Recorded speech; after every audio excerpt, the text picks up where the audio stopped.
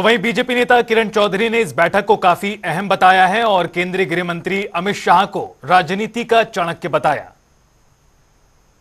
Haryana BJP की विस्तृत कार्यकारिणी की एक बड़ी बैठक हुई है। देश के गृह मंत्री और बीजेपी के पूर्व राष्ट्रीय अध्यक्ष अमित शाह ने इस बैठक को संबोधित किया है।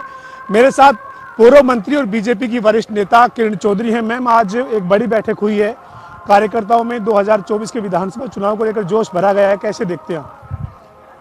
आज जिस तरह से सारी कार्यकारिणी और सारे जो है जिला अध्यक्ष और मंडल अध्यक्ष और सारा जो तामझाम है बीजेपी का, सारे के सारे यहाँ पर थे, तो जो हैं अपने एचएम साहब, उन्होंने आज जो है बहुत ही जोश भरने का काम करा है। और आप जानते हैं राजनीति के चाणक्य उनको बोला जाता है, तो हर तरीके से जो है सक्षम है। और आज उन्होंने और जो शीर्ष नेतृत्व है, चाहे नायब सिंह सैनी जी हों या मनोहर लाल जी हों, विप्लव देव जी हों या प्रधान जी हों या और जो हमारे अन्य जो ये सुरेंद्र जी हों, नागर साहब, तो सारा का सारा शीर्ष नेतृत्व आज यहाँ था। और पूरा का पूरा जो है एक कार्यक्रम दिया गया है कि किस तरह से अब कार्रवाई करनी है और उस कार्रवाई के लिए सारे के सारे कार्यकर्ता आगे निकलें और प्रचंड बहुमत के साथ तीसरी बार बीजेपी की सरकार बनाए ताकि जनहित के काम हो सके। अमित शाह जी मंच से ये भी कहते हुए दिखे कि इस बार जो है वो कार्यकर्ता जी जान से मेहनत कर दें, 90 दिन का आपके पास वक्त है, उसके बाद ना किसी बैसाखी की जरूरत होगी, ना किसी गठबंधन की जरूरत होगी, पूर्ण बहुमत की भाजपा की सरकार होगी। निश्चित तौर पे बिल्कुल सही कहा, क्योंकि कांग्रेस तो जो है हरियाणा के अंदर खत्म हो चुकी है।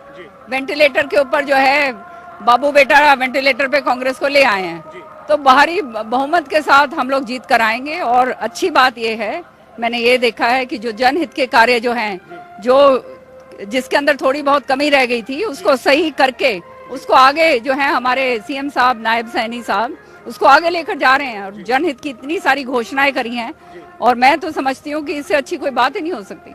मैम, अंतिम सवाल है, नायब सैनी जी को लेकर अमित शाह जी ने कहा कि कोई भ्रम में ना रहे, कार्यकर्ता एक दिशा में काम करें, नेतृत्व तो इन्हीं का होगा, मुख्यमंत्री यही होंगे। तो ये एक बड़ी बात है कार्यकर्ताओं के लिए, काम करने के लिए, उनको उत्साह के साथ मैदान में रखने के लिए। क्योंकि जिस तरीके से असमंजस अगर रहती है कार्यकर्ताओं में या नेताओं में, तो कहीं ना कहीं उसका नुकसान हो जाता है चुनाव में। आपने कई चुनाव लड़े हैं, राजनीति का आपका लंबा अनुभव है, तो आप क्या कहेंगे कि भाजपा की जो नीति है इससे फायदा होगा विधानसभा के चुनाव के रण में? निश्चित तौर पे होगा, क्योंकि नायब सैनी जी जो हैं, जो मैंने देखा है उनका, बहुत ही ईमानदार, कर्मठ, मेहनती, संघर्षशील। और आप देखिए ना, कम से कम एक दिन में पता नहीं कितने कितने 30-40 प्रोग्राम कर रहे हैं।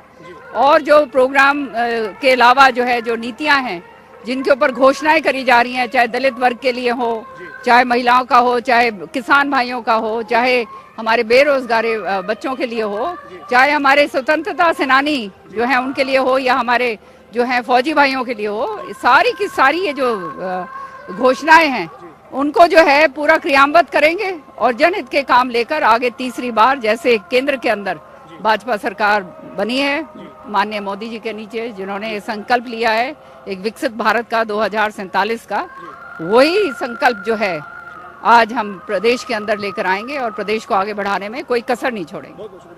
हमारे साथ पूर्व मंत्री और बीजेपी की नेता किरण चौधरी थी, जो कह रही हैं कि आज कार्यकर्ताओं में जोश उत्साह नजर आया है, तीसरी बार हरियाणा में भाजपा की पूर्ण बहुमत की सरकार बनेगी। वीडियो जर्नलिस्ट विजेंद्र के साथ पवन सिंह, जनता टीवी, चंडीगढ़।